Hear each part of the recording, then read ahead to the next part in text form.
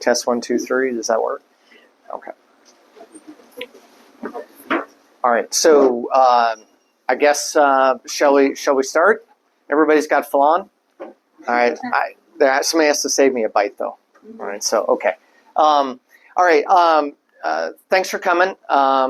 I enjoy talking about local history as much as hopefully you guys will enjoy maybe learning something about the local history. So my name is Garren Fulmer. I'm new to the Valley.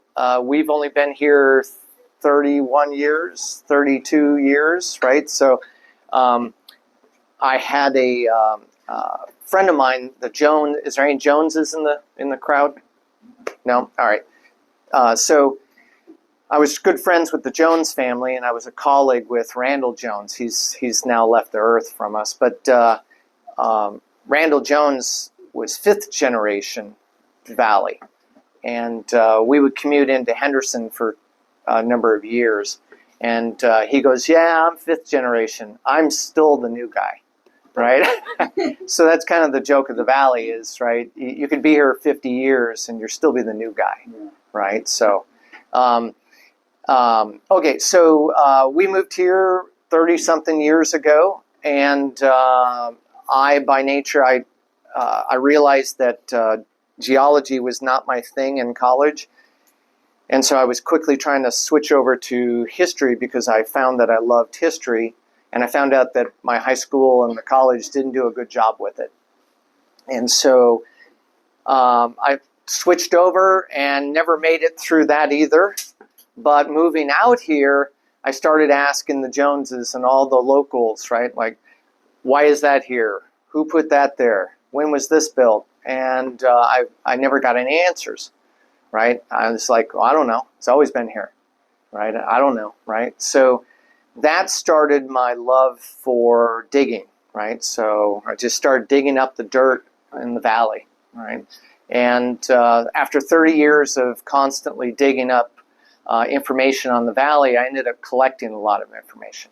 And so hopefully we can go through and I can share some of that. Usually when I talk local history, I tailor it to the crowd that's here, right? Because people have specific questions they might want to ask about family or events. And so feel free to go ahead and interrupt and ask a question. If I say something, you're like, oh, wait a minute, I want to ask you about that. Please just go ahead, right? And let's just go through this next hour or so with just answering questions instead of just lecturing about history. So now, the way I usually like to talk about it is I'm very passionate about talking about our whole history because we as individuals usually know our family history, right? And so I like to talk about the whole history, everybody's families, right? The human history for the Valley. So I like to go as far back as I can to start. And then I chronologically work my way up, and within an hour, I'll probably get to 1900 if I'm lucky, right? So just to let everybody know, that tends to be about how fast I can get through things. All right, so does that sound like a good way? All right, so I'm going to start off chronologically, and I always ask, and they're not rhetorical questions, but I always ask people if they have something, if they know about something. And so you'll hear me ask questions from time to time. So one of the things that I always start with is, does anybody have a knowledge about something that goes way back for our valley, right? So it's sticking to local history. What? All right, what's that? My great-grandpa, his name was Fay Perkins. Fay Perkins? His brother was John Perkins. Mm-hmm. And I believe they found kind of like this area, right? Well, that is probably true, right? So there are better historians with family history. Beasy, if anybody knows Beasy, she is just spot on, right? She can nail the family history piece. However, what's the piece that I know about that larger broad history is in about the 1820s, there were several Perkins boys, and I don't know their first names offhand, but they were running cattle out of Utah to LA. And they were running it on what they later named the Mormon Road, which was really the old Spanish Trail, right? And that was that same route, right? And they were running cattle from Utah to California before the valley got settled, right? So the Perkins family probably knew about this general area during those cattle drives. And so the Perkins were some of the earlier people in the valley as well.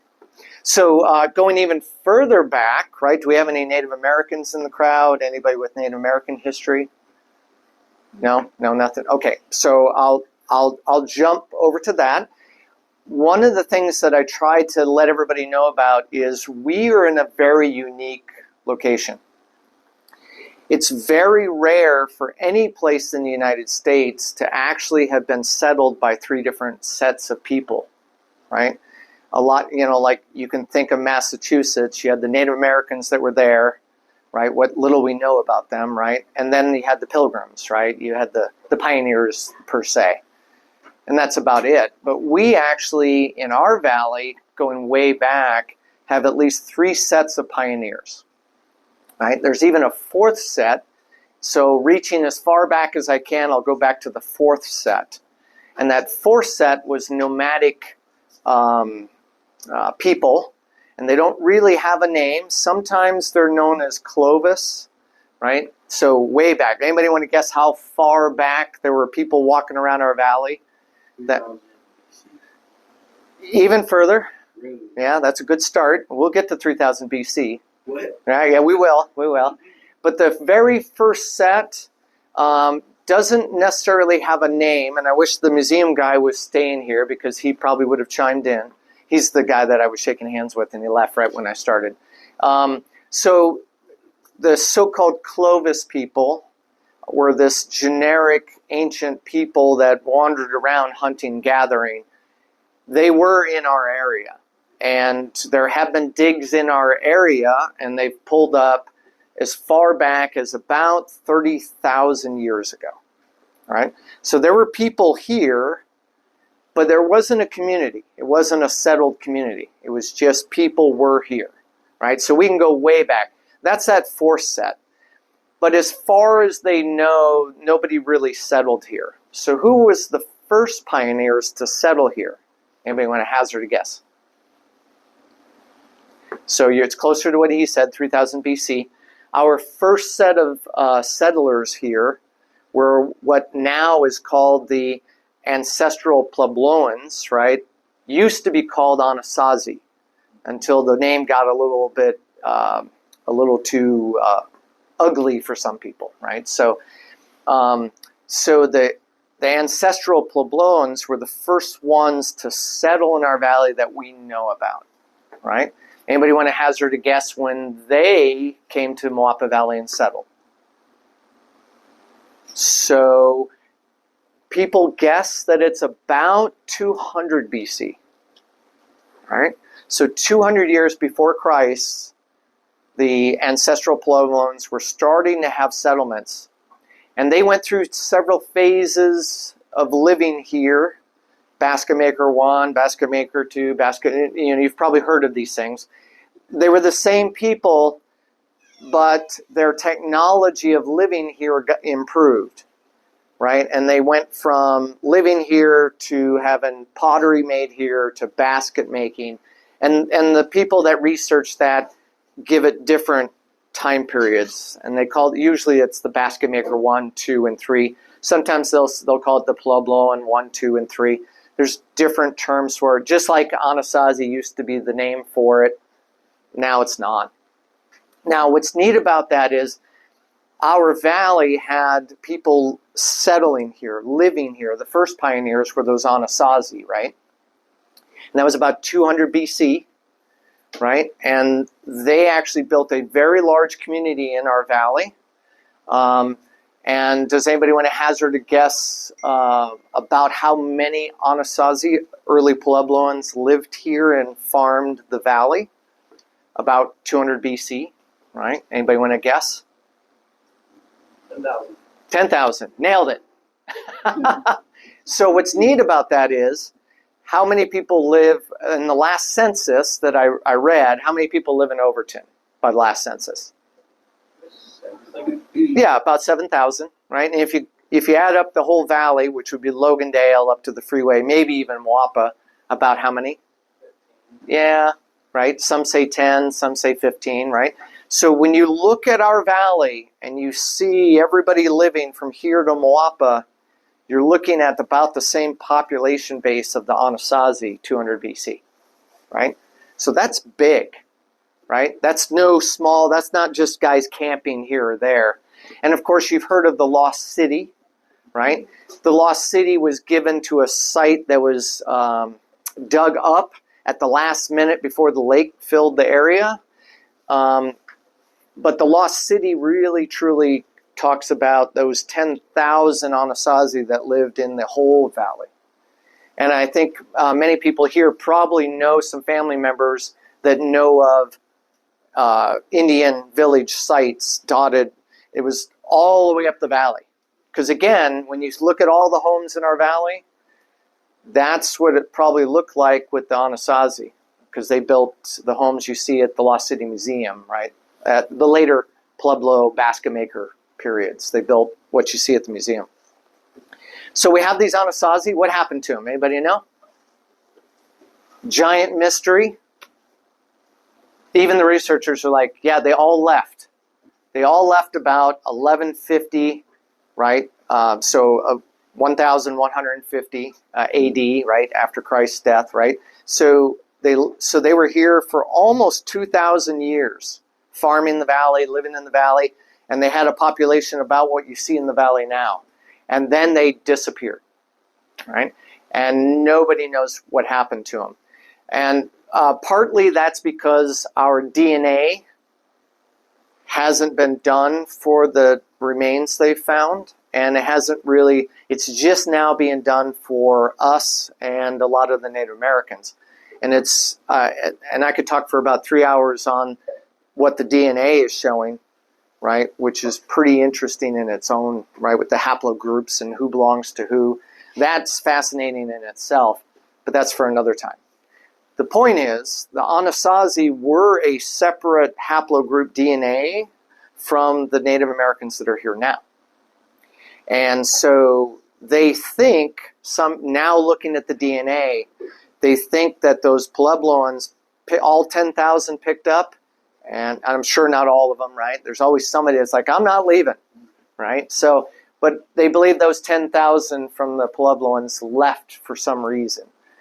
People said it was a drought. It makes sense, right? Because we've been getting drier since the last ice age, and they were farmers, right?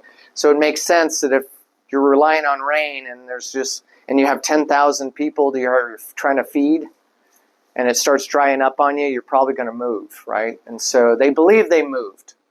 No one really knows. But they did leave. They left the Lost City, right? And it's still kind of a big mystery. The museum does a good job with a lot of what I'm talking about. But I want to leave here with everybody knowing that we had a huge pioneer settlement in this valley with the Anasazi that was as big as you see now. And then that came and all left. So who came in next? Who came in after the Anasazi? Who are our next set of pioneers? Nope. Paiutes, right? Southern Paiutes, right? So I think they refer to themselves as Nuwuvi, right? Nuwuvi, I think, if I'm saying it correctly.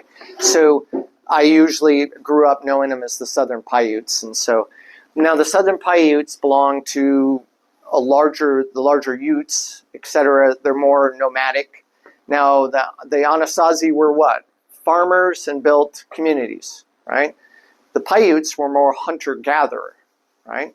So you really don't see much of their impact in the valley like you do with the Lost City or the Puebloans, because they didn't really build the same way. They didn't stay. It was seasonal, right? So anybody know when the researchers say that the Paiutes came into the valley? 1600. 1600, okay. All right, so that's about right? So about 1100. So when did the Anasazi leave, according to the researchers? About 1150. And it was about 1,000.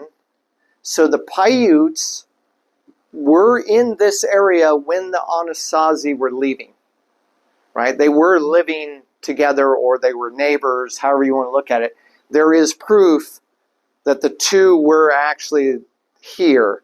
But the Paiutes, that haplogroup of Paiutes, those Native Americans, they came in, right? And then the Anasazi all left. And it wasn't the Paiutes weren't the reason. Because the Paiutes, most researchers say that the number of southern Paiutes that came into the Moapa Valley was only in the hundreds, according to some researchers. No more than 2,000 at the time, when you had an Anasazi population of maybe 10,000 conservative, right? So here's this big city population, and here comes some hunter-gatherers, and then they all leave. Well, the Paiutes didn't even live in their dwellings. Right? They weren't farmers, right? So they pretty much then occupied the Moapa Valley, but seasonally, right? And only in the numbers of family groups, hundreds, maybe 1,000, maybe 2,000, right? So, all right, so that was our second set of pioneers to this valley. And the Paiutes, of course, are here. Now, where are most of them now? Most of the southern Paiutes, the local band, are up at the what we call the Moapa Band of Paiutes Reservation. Or Vegas, right? A separate band. That's kind of an interesting piece of history that I recently learned. They're the same, but not the same, right? So, and there's some interesting, hopefully... Like the ones up in Shibwitz and Cedar. Yep, the Utes, and then the Paiutes, and then the different bands of Paiutes. Think of it more, the bands as family groups, right? The Perkins, right? Right? What was your last name again? The Neubauers. The Neubauers and the Perkins. But they don't like each other, so we're going to live over here and we're going to live over here, right? So the different bands have more of a family group tie, right? And it's kind of interesting why they're up there. Hopefully, if we get to by 1900, we'll get to why the Paiutes are where they are now. All right, so yes? Where did the Paiutes come from? So the DNA hasn't been done enough, but from what I understand, the DNA points to the Utes and Paiutes. Of course, where does Utah get its name from? From the Utes, right? So guess where most of the larger clan of that DNA group come from? Utah. So the Paiutes probably genetically will be determined that they probably came out of the Utes genetically, and that's basically Utah. And more importantly, from what I've seen from researchers' maps, the Four Corners area is probably where most of that genetic group, family groups have probably spread out from. So they were probably spreading out from them and landed in the valley about the time that the Puebloans were moving on to better grounds, right? So is that why a lot of Navajo and Paiutes have same last names and stuff? Well, so there's a lot of researchers, and that's not my cup of tea, but there's a lot of researchers that say there are language connections, there are some. That's why I think some people call them ancestral Puebloans, right? So, but that's not my cup of tea, right? Local history is mine.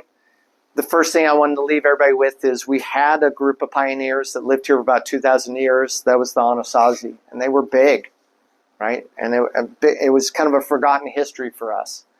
And then the Paiutes came in, and they used our area, and they settled our area, and they were here by themselves when the Anasazi left, right?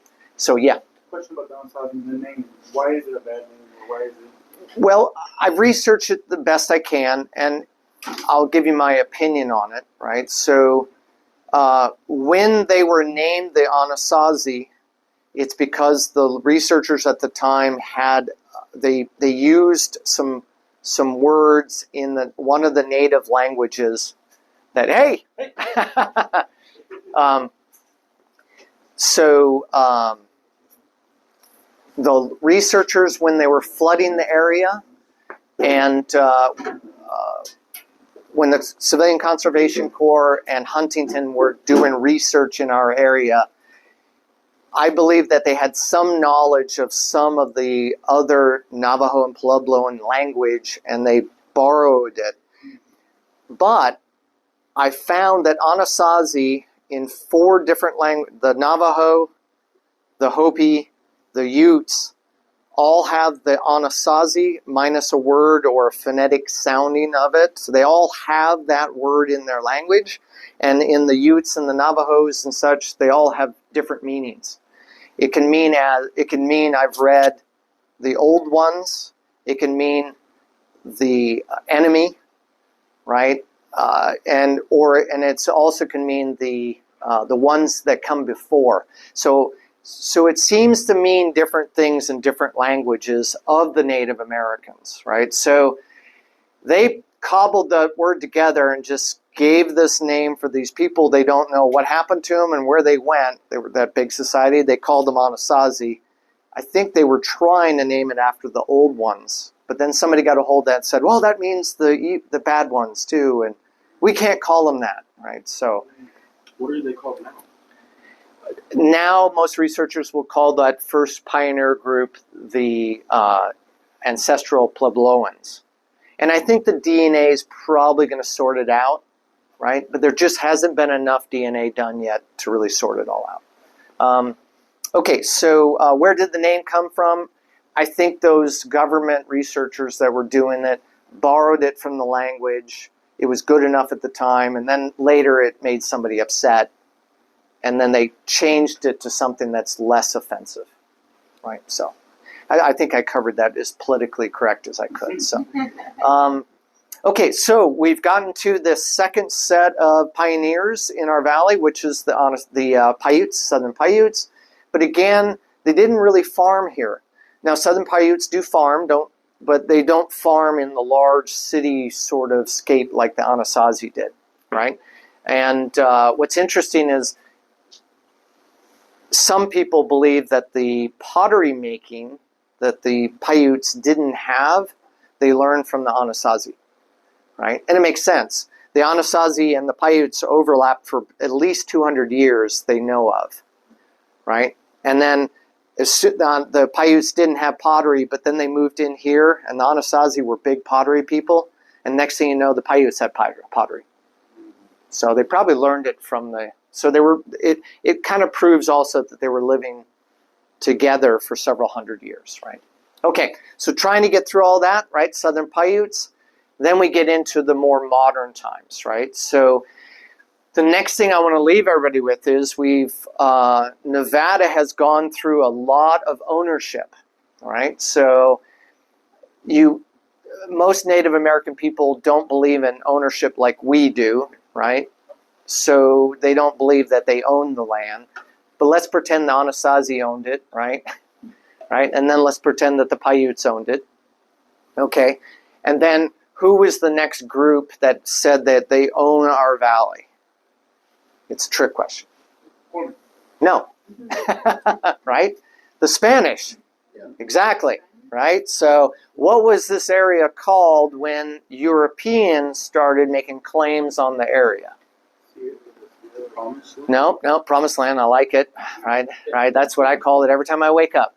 Right. So, the first European name for this area came from the Spanish, who claimed everything right west of the Mississippi for Spain, right, for God and country.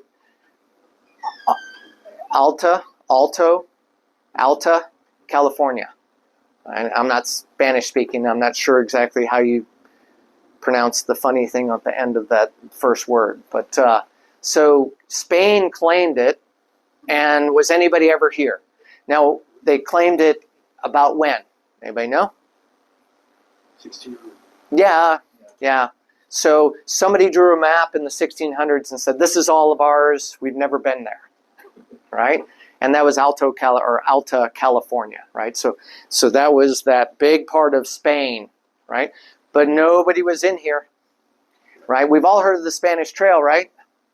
Well, that came hundreds of years later, right? So Spain said they owned it all right? And who, of course, was living here when they said they owned it all? The Paiutes, right? The Paiutes were kind of here. They didn't even know that Spain claimed it, right? So nobody was here, all right? So that was that 1600s or so. You can even go back to as far as 1580 if you really want to, right? And so there's some neat petroglyphs that are in Meadow Valley Wash that have conquistadors, right? Depicted with their wagons and their helmets and their spears, right? And so probably done by the Paiutes, right? But no one knows. They didn't actually leave any notes. All right, so jumping to ownership, our valley, local valley history.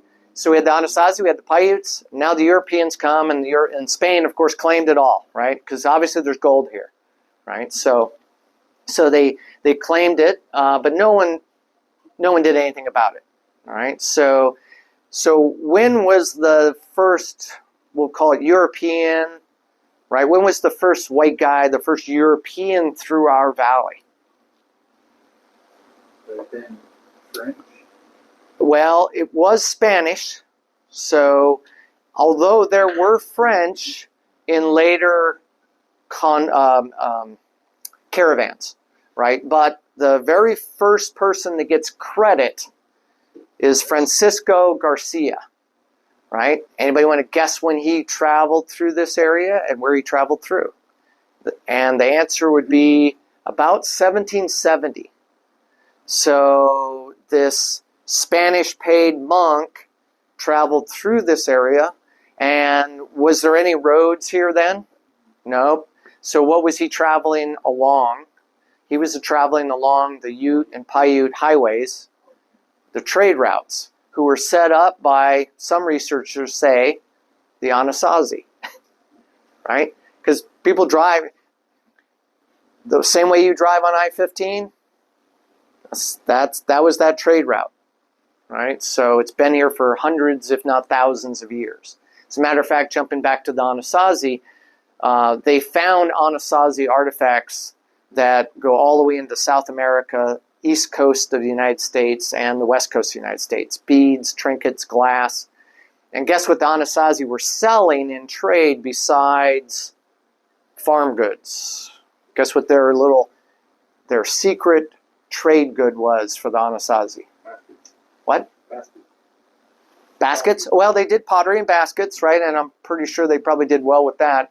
Nope. Blankets. Nope. Bullets. Nope. Too late. We're not there yet. We haven't got past black powder, Oh, okay. right? So salt, right? And hopefully, if I get through my talk in enough time, we'll get to salt again with the pioneers. All right. So salt was their trade.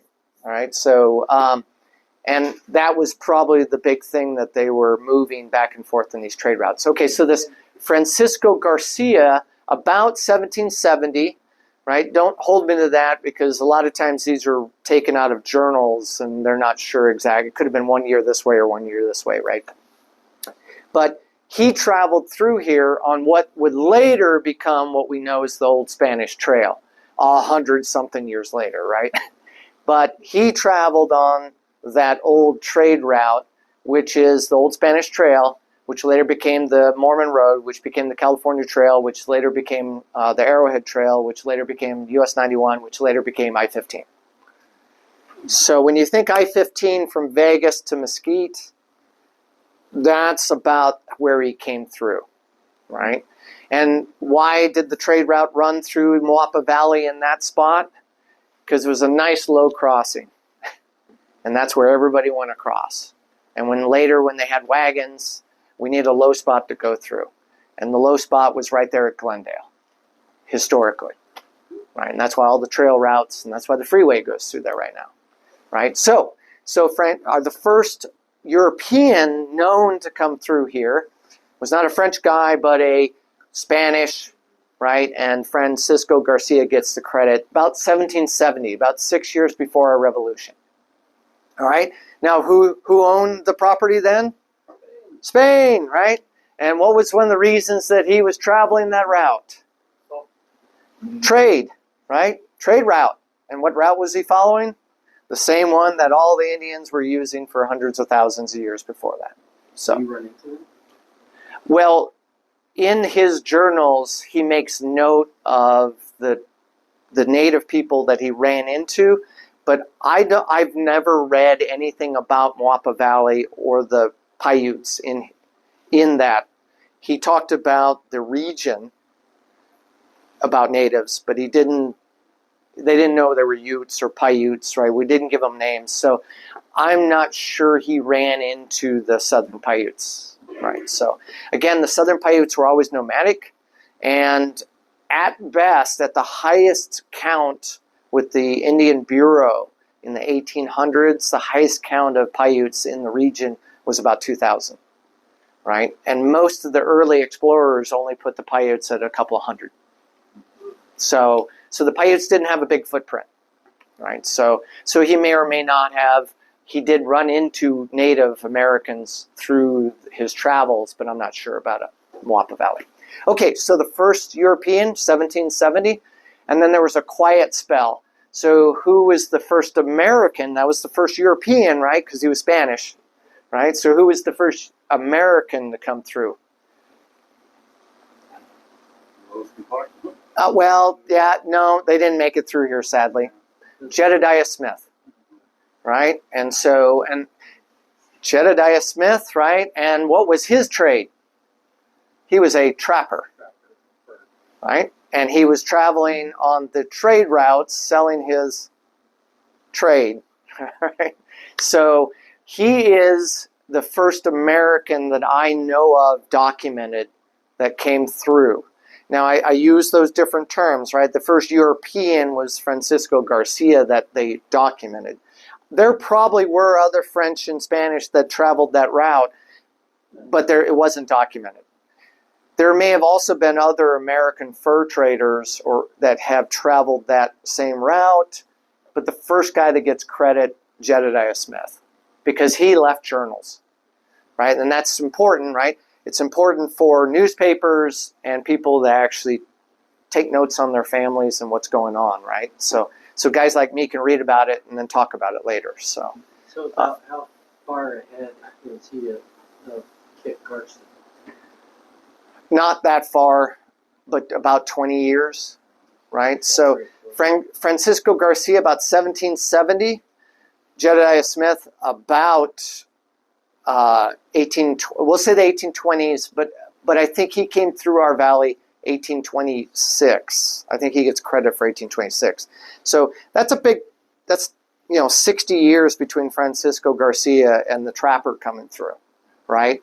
Now we know that Jedediah Smith was a first American to come through and talk about Moapa Valley because he left journals, and in particular, on one of his travels, he traveled from one of the alternate Spanish trail routes from Henderson, Nevada, basically, along what we now call North Shore Road, right, the lake, right? But he didn't come into the valley proper. He came into the southern part where the Muddy River and the Virgin River came together, which is buried under Lake Mead now. He traveled that old Spanish route, that alternate route, the old North Shore Road. And when we know he came into the valley because he got to about where St. Thomas. Has everybody been to St. Thomas, the ruins? No? He keeps on promising me, but he doesn't. Oh, Bernie. Nothing. She said she loves you and that you're going to take her on a trip sometime.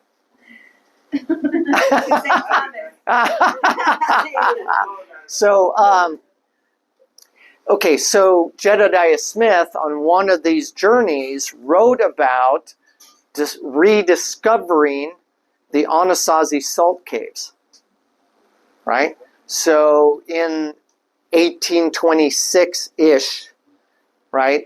Because it could have been December 25 or it could, right? So, but about then, 1820s, middle 1820s, he came through, discovered, I'm sure some Native American pointed it out to him, right? Hey, come check this out. And then he went in there, discovered artifacts, wrote about them, discovered the salt mines, right? And it was a big operation. The Anasazi were mining the salt mines for, they think, about 500 to 700 years, mining this salt, right? Big operation, right? And so he finds that about where St. Thomas is now. That's about where the salt mines were. And then he goes up the Virgin River to where is Mesquite and travels on, right? So 1820s was Jedediah Smith, the trapper. We know that he was the first American explorer through here. So then there was then the American history part started picking up steam. It started getting really interesting because what was happening in America in the 1830s, right? Jedediah Smith, right? What was happening? Progressing to the west. Yeah, America was trying to grow to the Mississippi. We had a problem in America in the 1830s, slavery, and Congress was deadlocked for 30 years.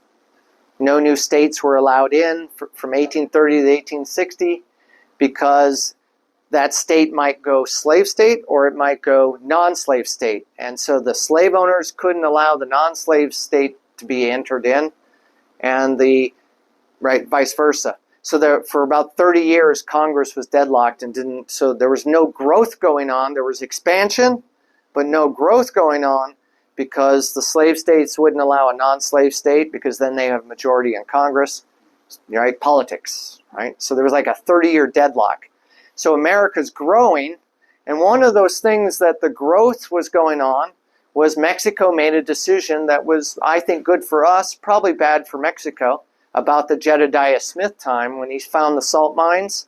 What was happening with that growth that was not allowed to happen, right? What was happening in Texas? The Spanish-American War. Yeah, right? So Mexico said, we want people to come and settle Mexican territory, right? Because they owned Texas in the 1820s, the Jedediah Smith time, right? We want people to come live here and pay taxes. So they let the Americans, who weren't allowed to live in any expanding states because of the slave issue for 30 years, so they came into Texas. And of course, we all know what happened, right? The Alamo, right? So Mexico is like, no, you can't have independence, right? And then the American government said, aha, you can't treat our American citizens that way, even though they live in Mexican territory, right? And so Texas happened. Right, so all that was going on while Jedediah Smith, right? So there a lot of things were going on in the United States. Now, what was happening with our next set of pioneers, our third set of pioneers, right? What was going on during that Texas Revolution time? What was going on with the Mormons, right? With the LDS Church? Religious persecution in about where? What state? Most of it was back east. Back east, yes. New York to Illinois and that. Right, and we'll pick on St. Louis, Missouri. That was the edge of America, right? The Mormons were persecuted through the United States, and they were parked on the edge of the United States at the time because it wasn't allowed to have more states, so they just kept moving further west, and they got to the edge of the country, right? And that was about the 1830s. So about the time that Texas is happening, Jedediah Smith's coming through here with fur trades, right? This is all going on in the backdrop. And this is important because it sets the stage for the next set of pioneers. Because what happened to the Mormons? Were they driven out of the United States? More or less, right? They left and they were driven out. Depends on what side of the history books you want to read, right? But one way or another, right? The Mormons said, we're leaving the United States because it's not working out. And we're going where? We're going into the unoccupied Mexican territory because the Mexicans are allowing what to happen? No, immigration. Polygamy, yes. They had that going on. Right? So, and of course the United States didn't allow that. And that was part of that persecution piece, right? So a lot of colorful history going on, right? But one way or another, however you want to skin the cat, the Mormons left the United States and they're like, we're going to set up our own Texas. This is my own words, right? But basically, what was the name of the Mormon Texas? What was their Mormon Texas going to be? Deseret. Deseret, right? And that's Deseret Industries. You guys know the thrift stop, the thrift store? That's where it gets its name, right? So the Mormons had a plan. They were going to set up a Texas, and they were going to call it Deseret. And it was going to be the Utah, the Mormon country, just like Texas is its own republic, right? That's why it can succeed on a drop of a quarter, right? Where the rest of us have to abide by the Constitution, right? So, all right, so the Mormons make their way out here, and they make their, where do they park the flag? Where do they plant the flag when they get to Mexican territory? Salt Lake, right? So they plant the flag. Now, this is where either divine intervention, committee, maybe divine comedy, however you want to split the philosophical hairs. So when did the Mormons plant the flag in their new Deseret, Utah, right? Their Deseret country, right? What year did they get to Salt Lake? Now, don't count the scouts. Don't talk about the people, the trappers and stuff that came here through the area. But when did the wagon train plant the flag? What year? Is it 1847? Nailed it. 1847, run out. So, 1847, right? So, were they there? Were some people there years before? Yes. But the scholars get to plant the flag 1847 because that's when the big boss showed up, right? That's when he, boom, I'm here, and boom, so 1847 gets credit. As a matter of fact, a little piece of trivia for our own locality. Has everybody noticed the brand new beautiful sign that's going up in the triangle there by? Yeah. So does anybody see the established date on the bottom? Yeah. Okay. It says Overton. It says welcome to Overton. It's a nice new sign, right? And it's got established what? What was the date on the bottom of that thing? The old sign had the same date. 1868 is what. That's Overton, 1868. Nah, you can split some hairs. It was like December 1868, right? And so it was actually, they didn't actually even have a meeting till 1869. So why is this important historically? It's important for my conversation with you as a historian as well. Because Clark County built a sign that says 1868. Why did they pick 1868? Why did the Mormons pick 1847?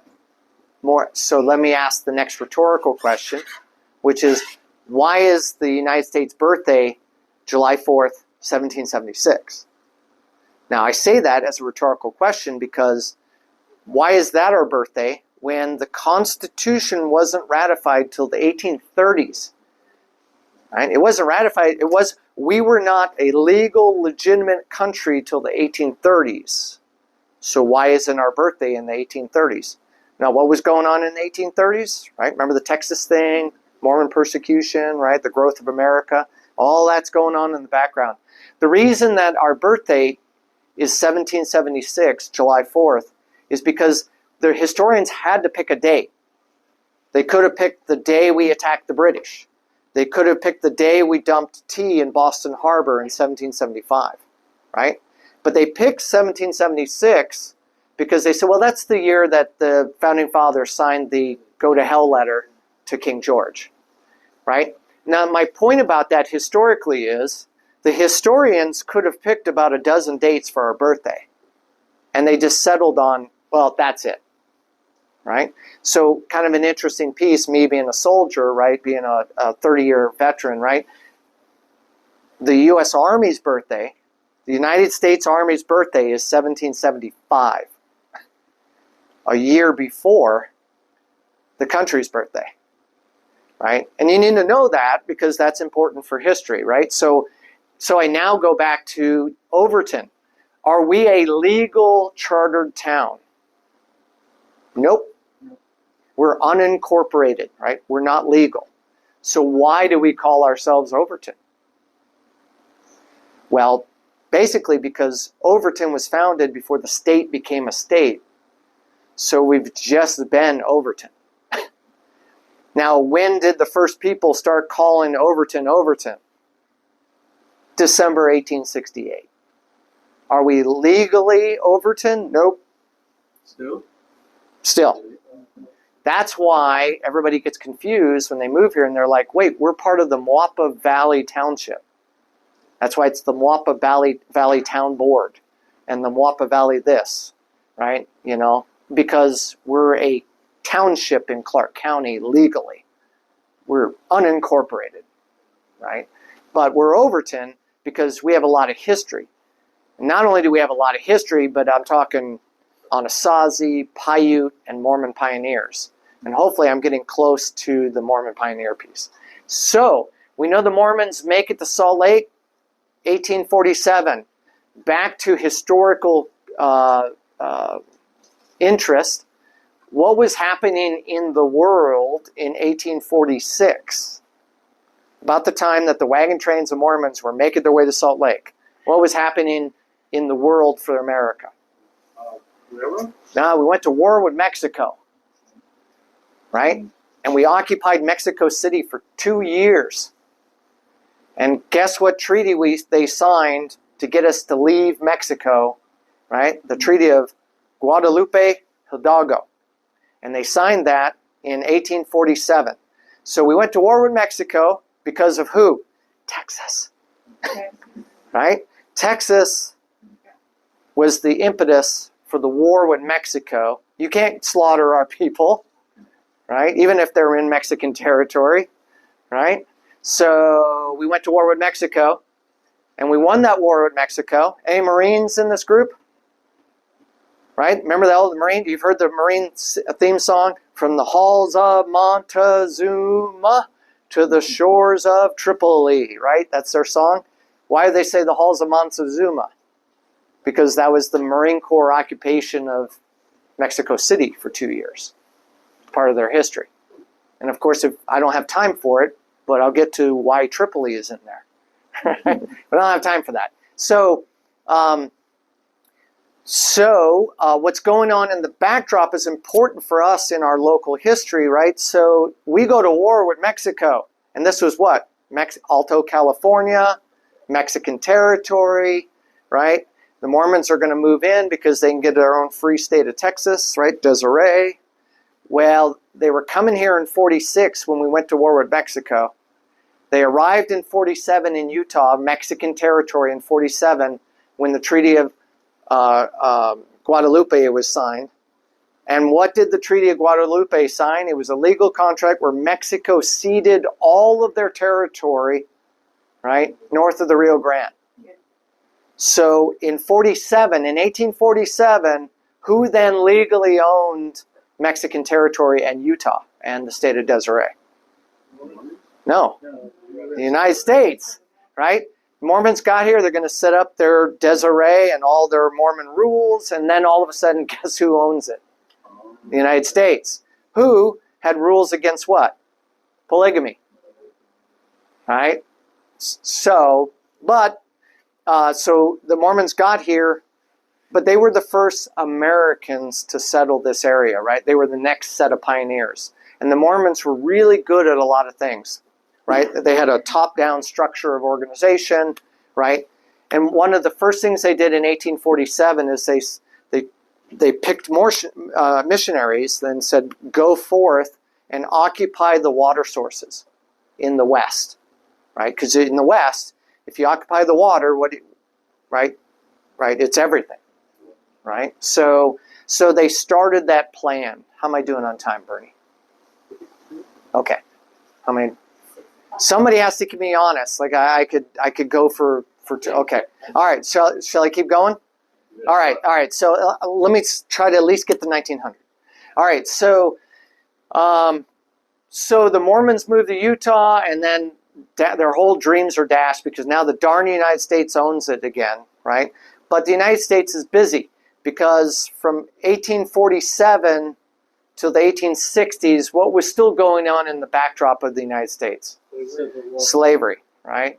So all of that was brewing for 30 years. People think, oh, it all happened overnight. No. It was 30 years of people hating each other. And then there was a war.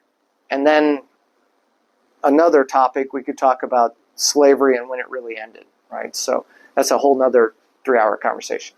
But so slavery was still kind of the backdrop and the legal breaks. No, the Mexican territory, nothing's going to happen to it because you can't allow Utah to come into the states, because what if Utah says they're non-slave state? Or what if Utah says they're going to be a slave state? You see what I'm saying? So nothing's going on with the territories other than the United States owns it, and they're not going to let the Mormons do what they want, right? But all the troops are busy. So all the troops were busy from the 1850s, right? Mexico occupation, through the 1860s, the Civil War, right? And then what happened right after the Civil War militarily? We had the Indian Wars, right? So the U.S. military was busy for 30, 40 years like it is now. As a piece of trivia, how many wars has the United States fought in? And now these are legal, right? All of them. I like it. Yeah. Well, you know what? Being a soldier, I got to tell you, you're right on the money. So, 83. Since the founding of our country in 1776 till today, the United States Army has fought in 83 declared wars or actions. 83. Right? So do the math. Right? All of them is correct. Right? So I painted a picture. The U.S. military was busy. Well, that's because we were fighting all those wars. Right? So. I would say about this time, I heard in this valley it was more like family settlements and not really one town. That is correct and not correct. So the church was really good at organization. Now, here's a piece of... So I've really taken this, I think, to the 1850s, right, guys? So we talked about Texas and Desiree, 1847. I've taken this basically to the 1850s. I'm getting close to the 1900, right? So that 1850s, the Mormon Church was pretty much left alone because of what's going on in the backdrop of the United States with the prelude to the Civil War, right?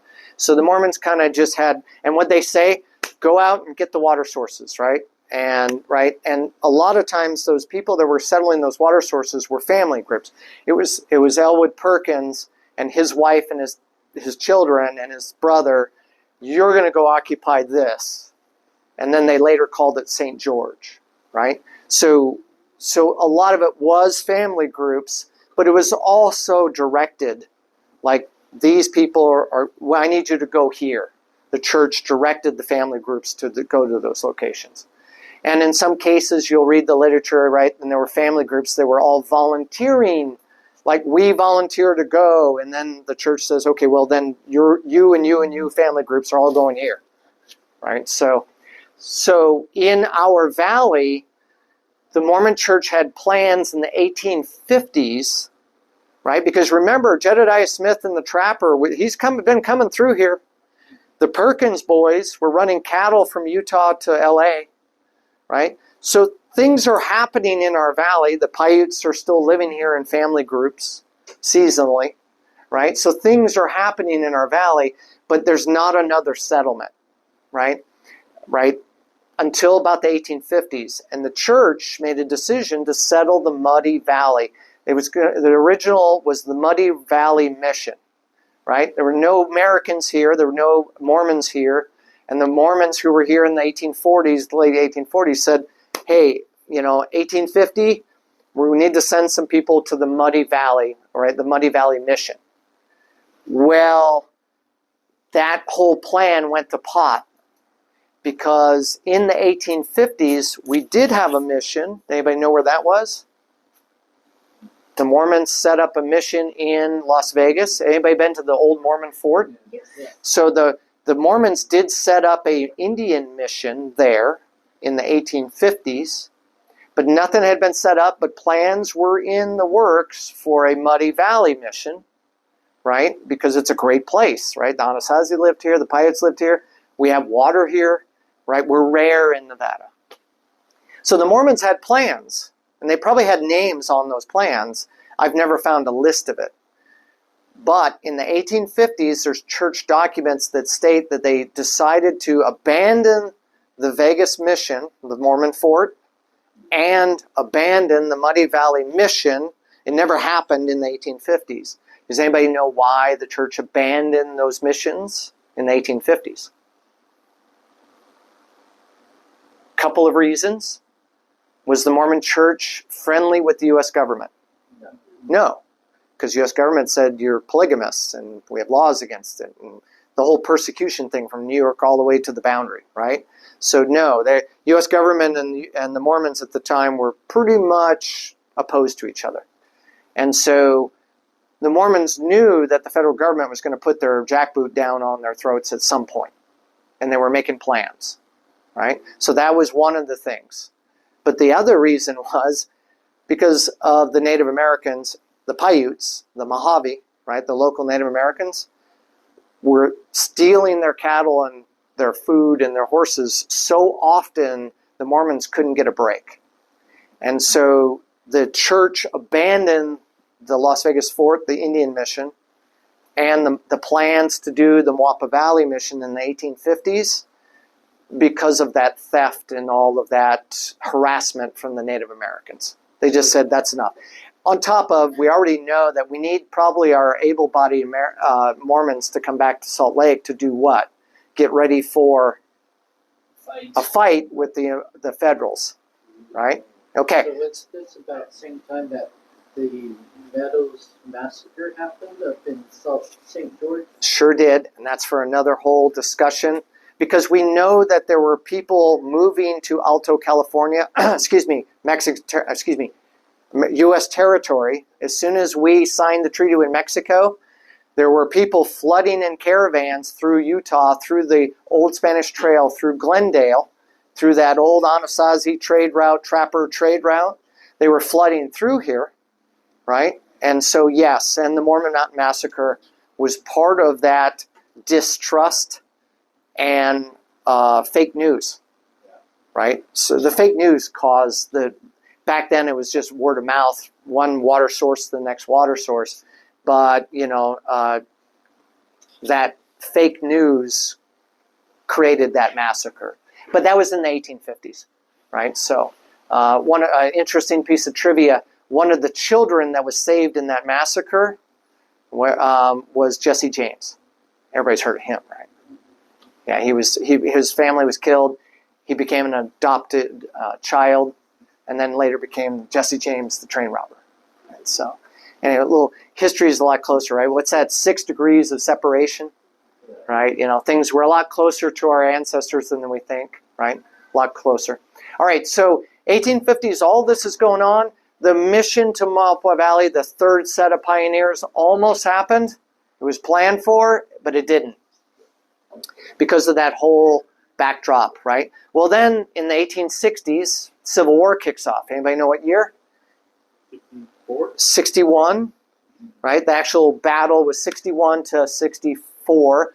The official end of the Civil War was 1865, right?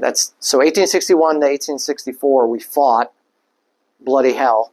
And then 1865 was declared end of the Civil War, which it wasn't, but that's for another discussion, right? So that's important because the Mormons had breathing room. So what did they continue to do? Make plans to set up Mormon missions. What's the date for Overton for our establishment? 1868, right? But in 1864, the church elders gathered up those volunteers and those family group names, right? And the original documents say that the third set of pioneers was 183 people, right? That was the people listed by the church that were going to the Moapa River. I'm going to get, because they changed names a couple times. I'm going to get it wrong. But Moapa River Mission. I'll shorten it, make it easier, right? Yes. Where does the name Moapa come from? So that's a great question. Moapa is from the Southern Paiutes, right? And it means one of two things because it's been translated both ways, right? It means water, right? But you drop the H, right? phonetically it sounds the same, right? It means water, but later translations say that it means muddy. So our river that runs through here up until 1960 was the Moapa River, which in Paiute means what? Water, or muddy river, right? So in 1960, the county government decided it was important to change the name officially, and so in 1960 we started calling it the Muddy River. And I think probably because the pioneers, guess what they all called it? The Muddy River, even though it was the Moapa River, right? Because it was the Moapa Valley, right? So hopefully that answers your question. So in 1960, we switched it from the Moapa River to the Muddy River, which means the same thing, Muddy River, right? So made it nice and clean. All right. Okay. So 1864, the end of the Civil War, the church decides to kick their people right back out to those water sources, right? Smart, right? Because the war is coming to an end for the Civil War, but guess what might heat up in the West, right? Everything else, right? So plans were made, 1864, people were selected, and of the 183 people, guess how many made it out here on that first go? 18, right? Just like volunteers, right? Where you tell 100 people and 10 show up, right? Right? So 18. It was, dang it. I'm having an old-timers moment. So Thomas Smith was the leader of the group. And it was 17 men. I'm going to get this off, but 17 men, 1 woman, and 4 children. Right? So the children didn't count. Right? So 18. And they came down here. Now, was it like, oh, surprise, the Moapa Valley, right? No. Right? The trappers had been through here, right? The Mormons had all planned it all out. As a matter of fact, kind of a neat piece of history. Remember the 1850s, right? The Mormons were pulling the missions, partly because of the feds, right? They created the Mormon Battalion, right?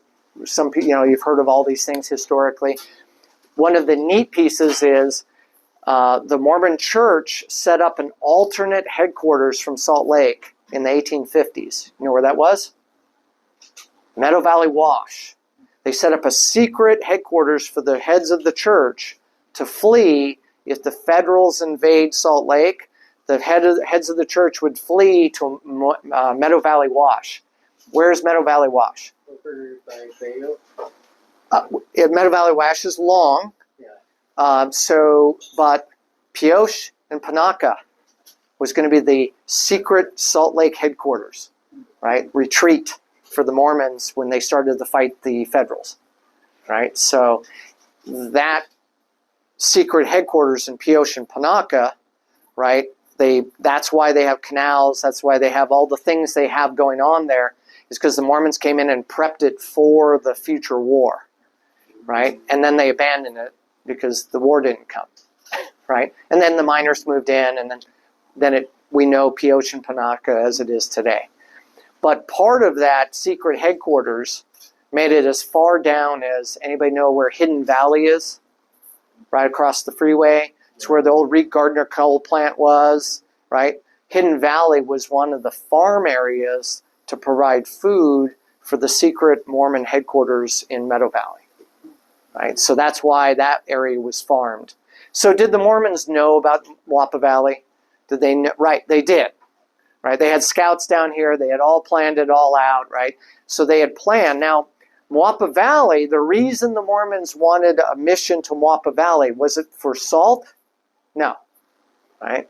Because only a couple of people knew about that, right? All right, so it wasn't salt. And do we have great farmland here?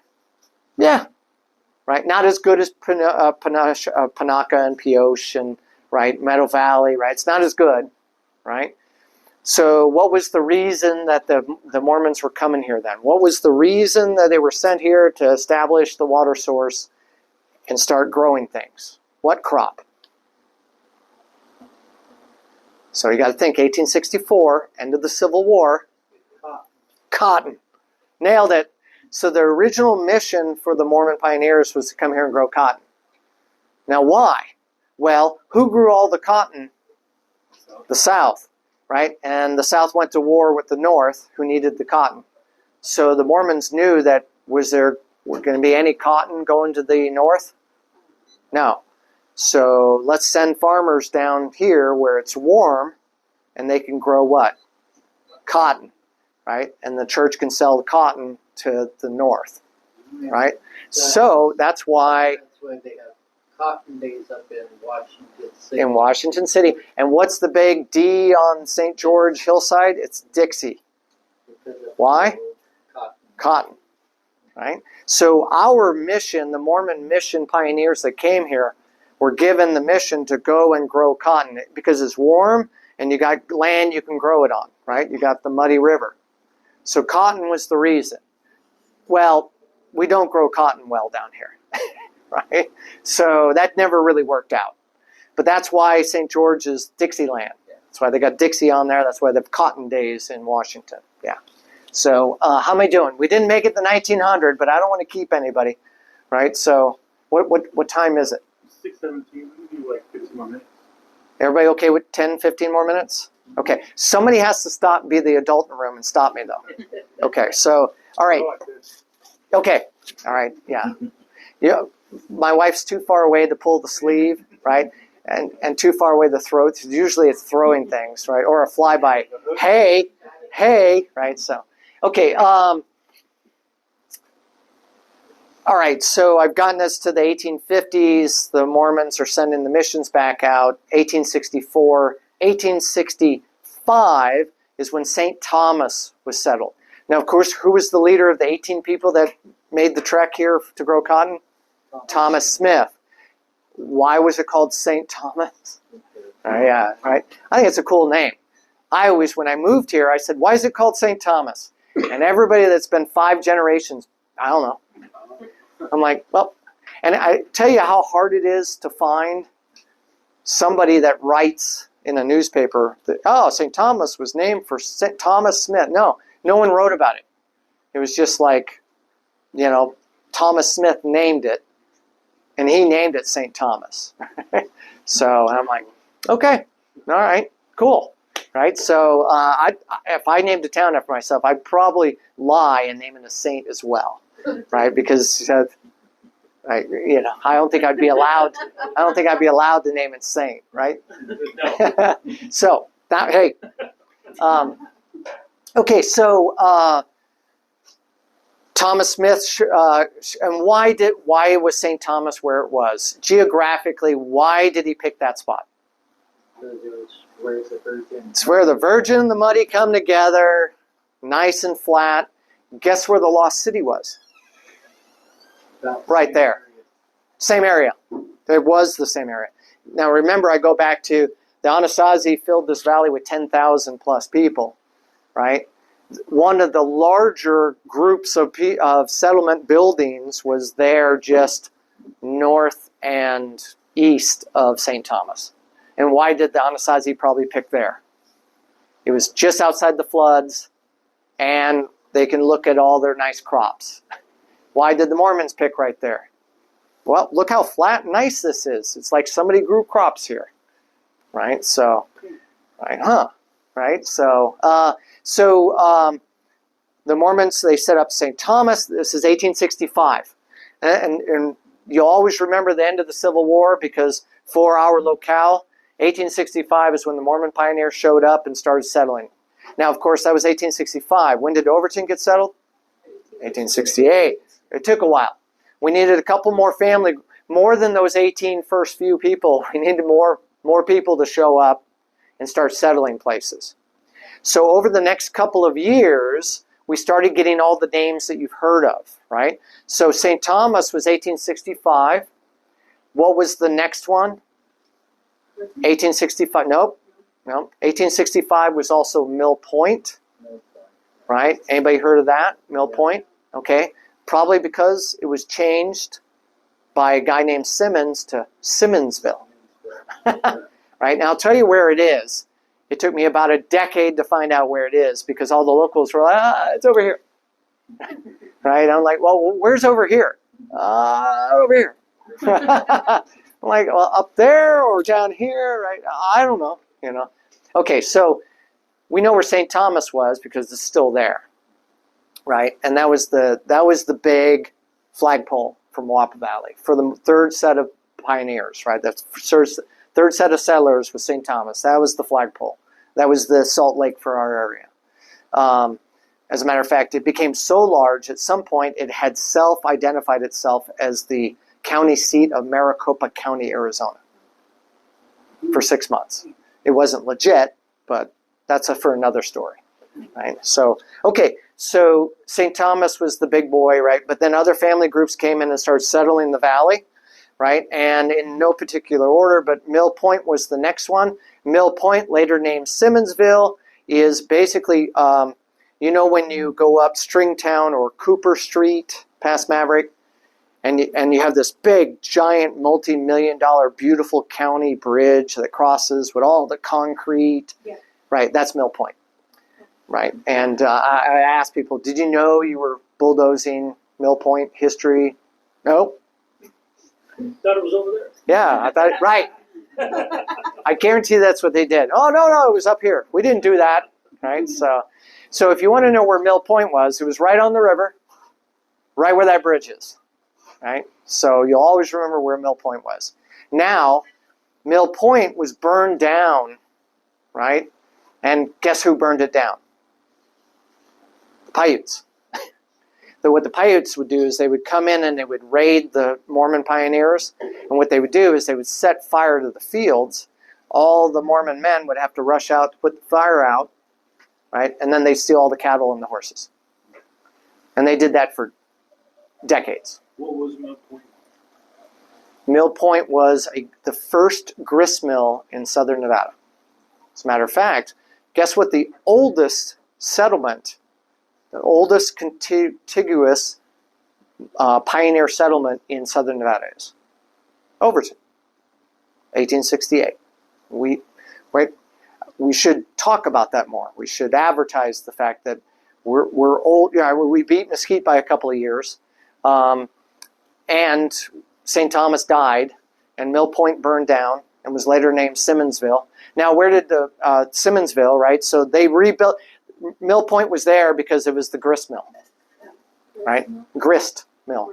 Yeah, they ground the beans for Cup of Joe coffee, right? So a little blatant plug for Cup of Joe there. So, but it burned down because it was down there in the weeds, and it burned down in one of these raids, not on purpose, I believe, from what I've read, but let's start a fire, distract you, and then we're going to steal all your stuff, right? So, but Mill Point burned down, and so they decided, you know what, let's not build the rest of the houses right around the burned down part. Let's move them up on the bench. So, Airport Road, you know how they just realigned it for all of us? And so you got the new Airport Road, right? And then you had the part that they abandoned, right? Which was 100 feet away, right? So, government. Right in the middle is basically Simmonsville. And if you look real close, you'll see some rings of a foundation or so of a house. So that was Simmonsville. And most of Simmonsville was on that first Pusa County road that they bulldozed. And the reason that they moved it over to where they did is because the rest of Simmonsville is right there. So Simmonsville is right there. And that's just where they live. Most of the Mormon pioneers learned early that everybody wanted to live up on the bench. Because when I moved here, everybody joked that Moapa didn't mean muddy, it meant mosquito water. So the pioneers knew that as well, right? And that was the joke, right? Moapa Valley in Paiute meant mosquito water. Because the muddy river, the Moapa River, was a floodplain, and it flooded all the time, right? And it was moist and wet, and the muddy river never stayed in its banks. And so there was a lot of mosquitoes here. And the pioneers that came here, Yeah, everybody wrote in their journals. It's hot and mosquitoes. And so by living up on the bench, the sand bench, they got out of the mosquitoes. All right, so, okay, St. Thomas didn't get out of the mosquitoes. Simmonsville didn't get out of the mosquitoes. Overton was never officially named. Does anybody know why we call ourselves Overton? The person that gets credit for naming it was a young lady that was not named Overton, right? But the first businesses were set up here, right, between St. Joseph, Mill Point, Simmonsville, and St. Thomas. And the first businesses were kind of set up in this flat area, right? And so everybody from St. Thomas, Simmonsville, Overton, Mill Point, right, they say we're going over to town to get groceries. And so it got shortened to Overton. So, yeah. So Overton, right? It's not named for anybody. We're going over town, My grandma Overton. told me that, and I thought she was lying. You need to go apologize to your grandmother, right? Right? And so, and now I end on the fact that I was right about one thing, right? So, so we've got Overton. Let me just talk about anybody raise your hand if you're from Logandale. Okay, so we got some Logandales, right? Logandale came much later, right? So before Logandale, it was the Logan Ranch. That's why it's called Logandale, right? But before that, the first settlement in that area, which is really, I believe, it goes back to all the old guys. It was over here, right? So St. Joseph was the first settlement. The best I can tell historically, it was in one of the fields of the Adams Ranch, right? Across from Logandale proper, right? I believe it was on the river there in one of those fields. And there was only 7 buildings and 20-something people. So St. Joseph was it was a family group, back to those family clans or whatever. It wasn't a very large group, but it was there first. All right, and I will roll up to how did we stay here when everybody else, right? We know what happened in St. Thomas. The federal government drowned it, right? And they were the flagpole. They were in Maricopa County. They were the big boys. They were the second largest city in Nevada, secondary to Carson City when the state was created, right? So St. Thomas was the big boys, right? All right, that could have been the capital, right? Which it wasn't because it was filled with Mormons, right? So, all right, I'm going to end on 2 things, and that is, why did we stick around when nobody else did? And that's mainly because everybody else geographically folded. And I'm going back to the old 1776. Why did we pick 1776? Well, in Garren's opinion, right, Overton, 1868, right, what happened was when the Mormons left here in 1871, en masse, they abandoned. They said, we're tired of the Paiute fires, we're tired of the mosquitoes, we're tired of the water, but what were they mostly tired of? Taxes, right? The Mormon pioneers came here in 1865, and I started with, right, who owned this property, right? Mexico. It was Spain. Then it was Mexico. Then it was the U.S. territories. Then it was the Arizona territory, right? And a little piece of trivia, you know why Nevada became the next state before California, the populated one, before Utah, right? So Utah didn't become a state because they were full of what? Mormons. And who was the federal government angry with? The Mormons for polygamy, right? So that's why Utah was much later, right? It was political. Why Nevada, right? What? You need to vote? Yeah, bingo. That was it, right? Most people, when you go to high school or college, they'll say, oh, it's for the silver found in the Comstock lode. It was for the silver for the war effort, for the Civil War. Not true. Not a single scrap of silver ever made it out of the mill to be into the coffers of the U.S. government for the Civil War, right? Maybe post-Civil War, right? But not the Civil War, right? And it wasn't even planned. No. The Democrats, who were the South, the slave South at the time, and the Republicans, right, were the new political party of the North, right? Civil War, right? After the Civil War, the Democrats came back into power in the South, right? And the Republicans retained somewhat of control of the northern states, right? Well, who was going for re-election in 1864 at the end of the Civil War? Abraham Lincoln. Okay? And guess what the Democrats did? And this is kind of neat to tie into today. The Democrats decided to prevent Lincoln to get enough electoral votes. What they would do is take his name off the ballots of the states so that Lincoln couldn't get reelected. So the Democrats started taking Lincoln off of the Electoral College. So what did Lincoln do? He was the president. He made a territory, right? No territories could be created because of the slave issue. Well, the war is ending. So what's Lincoln do? He creates Nevada, right, as a new state to get the Electoral College votes that he was going to lose by the Democrats taking him off the ticket. So Nevada is really battle-born, right? But it was really for those Electoral College votes, not for the silver. And I'll end on that. So, thank you. Thank Whew. you.